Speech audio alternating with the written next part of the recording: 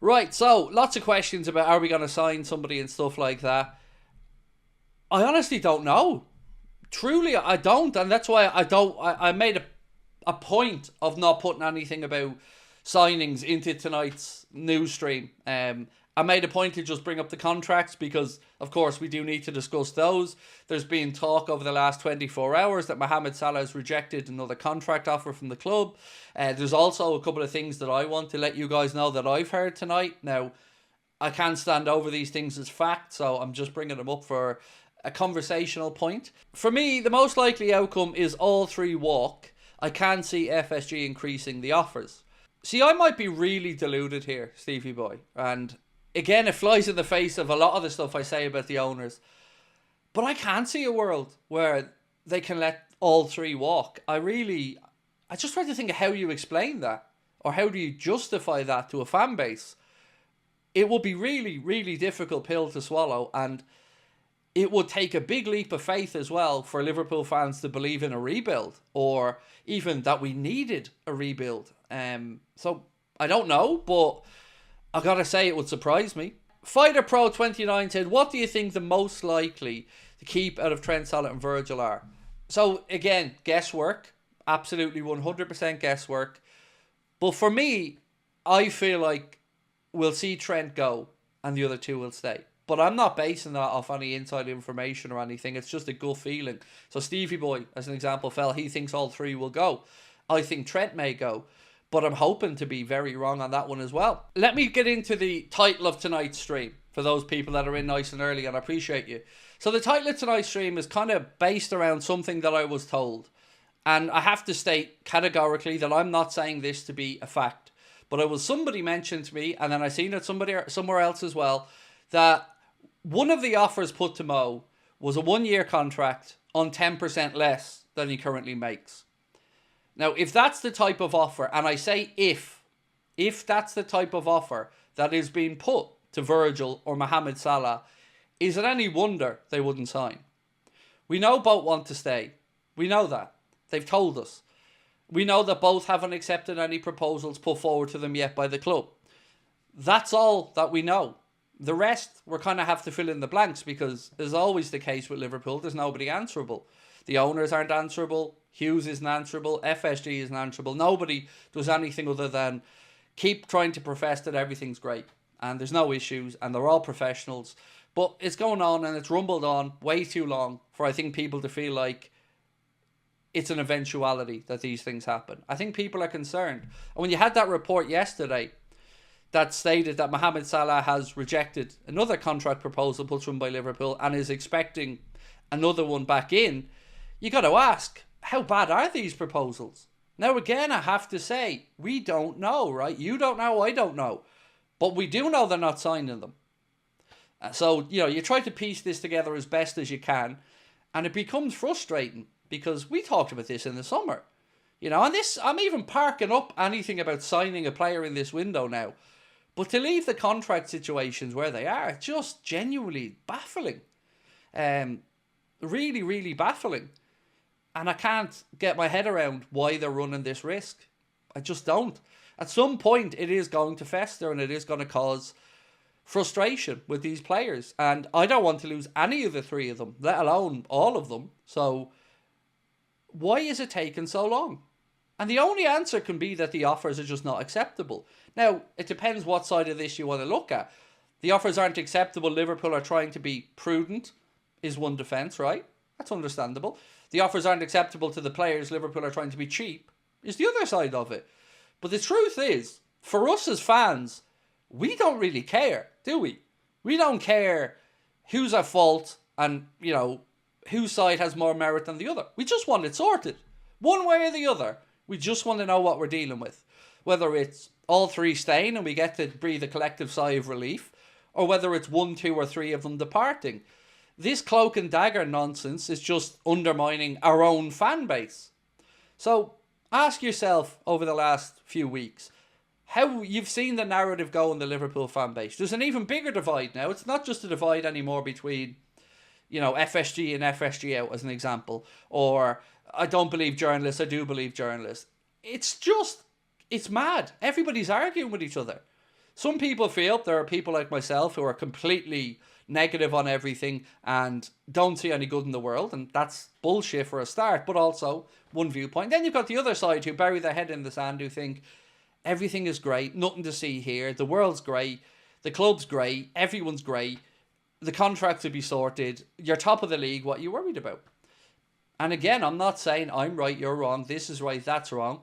But what we can talk about are facts. And what we know of facts is none of these contracts have been signed. Diaz not signed, Canade not signed, Virgil not signed, Mo, Trent.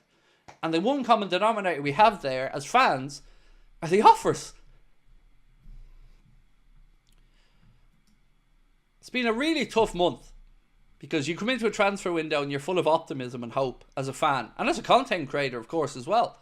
And as the month goes on, it descends into negativity, infight and frustration and fear, because again, we seen last season, and I know that some journalists like to point out that maybe last season was unlucky, load of injuries, but I want to just not call out, because that's not fair. I want to highlight something that David Lynch said, and I don't mean this to belittle David, because that isn't my intention. I just want to disagree with a point that he made. And what he said, I'm just going to get the post here so I can call that out correctly, or read it out correctly is what I should be saying. So, he put out a post saying, I doubt Ibrahim Kanade's honesty regarding his recent knee injury was appreciated at the AXA training centre, but it underlines his importance to Liverpool that a slightly less cautious approach was taken to getting back him on the pitch. Now, obviously, David received some replies here that he wasn't happy with. I don't know, because I'm not on X personally, but he then quote tweeted his own tweet by saying, the replies to this are genuinely unbelievable. Have a look. Liverpool are top of everything at the moment and flying, but there's a section of the support that think it should be better and hate the owners as a result. I'll never be able to get my head around it. So let's just look at that as an example. I don't think that there's a section of the Liverpool fan base that hate the owners entirely just because of one window. I think, again, this is looking to label people at one end of a spectrum. I think people have concerns about the owners because they haven't invested at key times in previous years and it's bitten us in the ass. I think that's fair. I think that's balanced. There's also an argument that we have, according to David, the best squad, the deepest squad in the league. And I would disagree with that wholeheartedly as well, because what I see week after week as a Liverpool fan is Arne Slot having 15 players, maybe 16, that he feels he can actually rely upon and that he will rotate and use. And I think we have a big enough sample size to say he's not really utilising Wataru Endo as much because he doesn't trust him that much. Again, David said this himself previously about Wataru Endo and the manager feeling like he may be a different type of DM to the one that he wants. Then we've got Kwanzaa, who, look, his minutes speak for themselves this season. Elliott, who's not gotten any minutes. Chiesa, who's got a handful of minutes and has worked up fitness longer than some players coming back from an ACL. There are players in the squad that the manager doesn't trust and that are being carried in that squad and are getting a handful of minutes.